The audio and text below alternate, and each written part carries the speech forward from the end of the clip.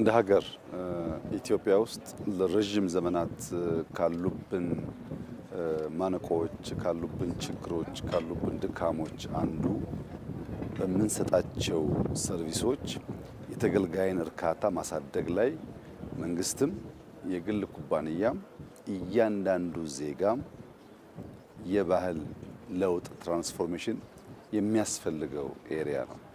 አንድ ሰው ከፍሎ ታክሲ ለመገልገል ወይም ከፍሎ ማኪያቶ ለመጠጣት ወይም ከፍሎ መታወቂያ ለማውጣት በመንግስትም ይሁን በግል የሚሰጠው አገልግሎት በቂ አይደለም። እንደ ባህል ከፍተኛ ለውጥ የሚያስፈልገው ኢንተርቬንሽን የሚያስፈልገው ኤሪያ ሰርቪስ የምንሰጥበት ልክ ነው። ይህንን ለማስተካከል ኢትዮጵያ ውስጥ ላለፉት 10 ዓመታት መንግስታት በተለይ ሲቪል ሰርቪስ ሪፎርም ማድረግ አለብን ብለው ሲናገሩ፣ ሲያሰለጥኑ፣ ሲሞካክሩ ነበር። ሲቪል ሰርቪሱን በሚፈለገው ልክ አሻሽለው ተገቢውን አገልግሎት መስጠት ግን አልተቻለም።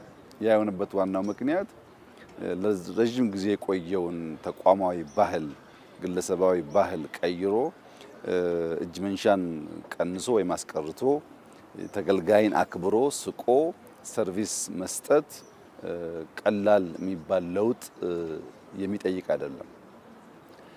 እኛ በለውጡ የወሰናቸው 5 የልማት ዋና ዋና ፒላር ያልናቸው ግብርና፣ ኢንዱስትሪ፣ ቱሪዝም፣ ማይኒንግ አራቱ የሚታወቁ ሲሆን 5ኛው ግን ቴክኖሎጂ ነው።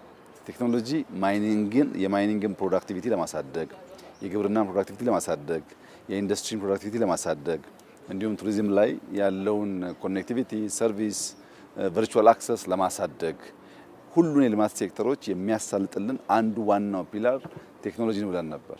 በእያንዳንዱ ዘርፍ ውጤት አግኝተንበታል። ቴሌኮም ላይ፣ ፋይናንሻል ሴክተር ላይ እንደሚታወቀው።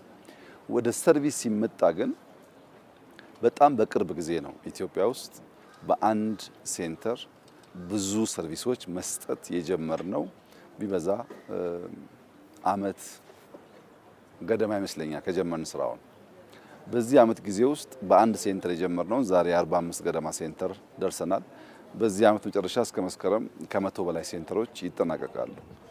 ቢሮ ተገንብቶላቸው ሰው ሰልጥኖ ሲስተም ተጭኖላቸው ለማህበረሰቡ አስተዋውቀን ሰርቪስ ፕሮቫይድ እናደርግባቸው ሴንተሮች ማለት ነው።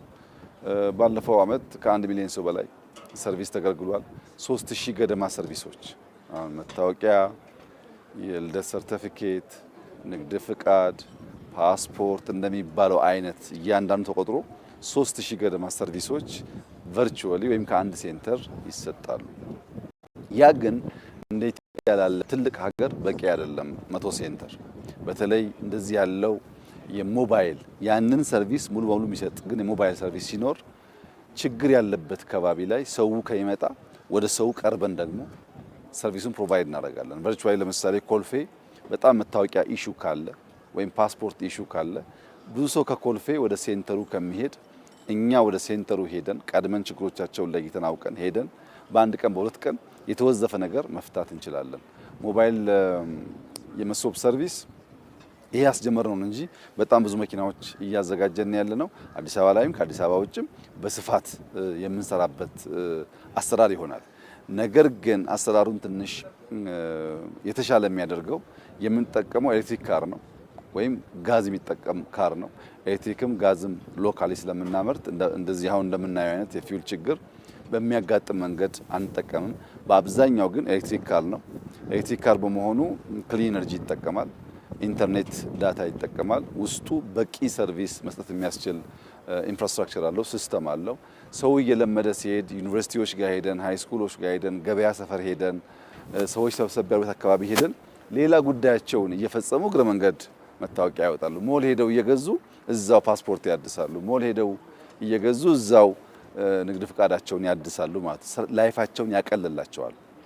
የመሶብ አገልግሎት ኢትዮጵያ ውስጥ እያመጣ ያለው እርካታ በየጊዜው የሚነገር ስለሆነ እሱን አልደግመውም። ነገር ግን መስፋት አለበት፣ መለማመድ አለብን። ከሴልፎን ሰው እነዚህን ሰርቪሶች ማግኘት አለበት። ከሞባይል መኪና ቀጥሎ ወደ ሞባይል መግባት አለበት። ሰርቪሱ በቀላሉ መገልገልም መቻል አለብን። ያ ደግሞ እንዲሆን ዲጂታል አይዲ ወሳኝ ነው።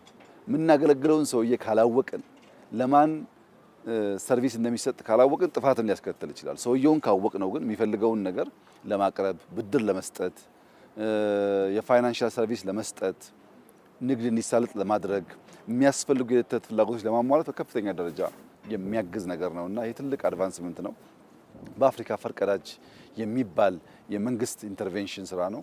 ማንም ሰው ወደኛ የመሶብ ሴንተር ወደ ኦፊሶቹም አሁን ደግሞ ወደ መኪናውም ሄዶ እንዴት ሰርቪስ ኢንሃንስ እንደተደረገ እንደተሻሻለ ማየት መመስከር ይችላል። እንደዚህ ያለው ስር ነቀል ለውጥ የሚያመጡ ኢንተርቬንሽኖች ለምናስበው የብልጽግና ጉዞ በጣም ወሳኝ ናቸው። ሰርቪስ ከታነቀ ብልጽግና ማረጋገጥ አይቻልም።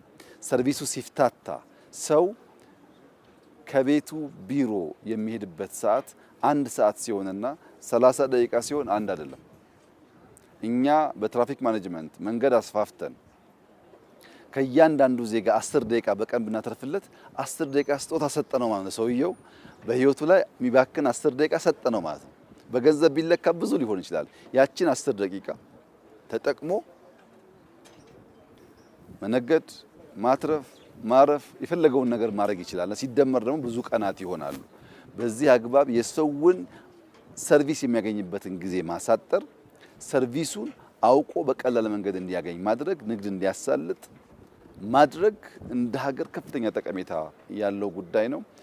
የሲቪል ሰርቪስ ሪፎርም አካሄዳችን ስትራቴጂውን ካወጣን አመራር ካሰለጠን ሲስተም ዴቨሎፕ ካደረግን በኋላ እየሄንበት ያለው ፔስ በጣም ደስ የሚል ነው። ቴክኖሎጂ ሪስፖንድ እያደረገ ነው በሁሉም ሴክተር። በተለይ ሰርቪስ ላይ የመጣ ያለውን ለውጥ አፋጥነን በሚቀጥሉት 2-3 ዓመታት በተሟላ መንገድ ሰዎቻችን ከያሉበት ስፍራ ሆነው ሰርቪስ የሚያገኙበትን ነገር ለማምጣት ጥረት ይደረጋል። በአመት ጊዜ ውስጥ ግን 2000 ገደማ ሰርቪስ ከ45 ያላነሱ ሴንተሮች አሁን ደግሞ ሞባይል መኪናዎች ማስፋት በጣም ምሳሌያዊ የሚባል ስራ ነው። ይሄን እንግዲህ የሚያውቀው ያውቀዋል። በጣም አስቸጋሪ እና አታካች ለመፈጸም አደገኛ የሆነ አሰራር ነው። ቀላል አይደለም። ከነበርንበት ባህል፣ ከነበርንበት ልምምድ፣ ከነበርንበት የአሰራር ዘዬ ወጥቶ አዲስ ነገር መለማመድ ቀላል ነገር አይደለም። የካልቸር ለውጥ ይፈልጋልና እየመጣ ያለው ለውጥ በጣም ተስፋ የሚሰጥ ነው። ዜጎቻችን ሰርቪሱን በደንብ ማወቅ አለባቸው፣ መገልገል አለባቸው፣ ማትረፍ አለባቸው። ከሰርቪሱ በሚገኝ ትሩፋት ደግሞ የሀገር እድገት ውስጥ ግብአት ሆኖ ማገልገል አለበት። በዚህ መንገድ በተሳሰረና በተሰናሰለ አፕሮች የኢትዮጵያን ብልጽግና ለማረጋገጥ የጀመርነውን እጅግ አስደሳች ተስፋ ሰጪ አመርቂ ስራ በሁሉም ሴክተር ታይቶ ተሰምቶ በማይታወቅ ልክ ኢትዮጵያ ውስጥ እጅግ አመርቂ ጉዳዮች እየመጡ ስለሆነ እሱን በሚያፋጥንና በሚያሰናስል የተሟላ ብልጽግና በሚያረጋግጥ አግባብ የምንሰራ ይሆናል። ዛሬ ባየሁት ነገር በጣም ደስ ብሎኛል። ዜጎቻችን እንዲያዩ እንዲገለገሉ እመክራለሁ። እንዲሰፋ እንዲያድግ ደግሞ አመራሮች አሁንም አበክረው እንዲሰሩ እንከር ያደርጋለሁኝ። በጣም ጥሩ ነገር ነው። በዚሁ ይቀጥል፣ እንበርታ ማለት ፈልጋለሁ። እጅግ አድርጌ አመሰግናለሁ።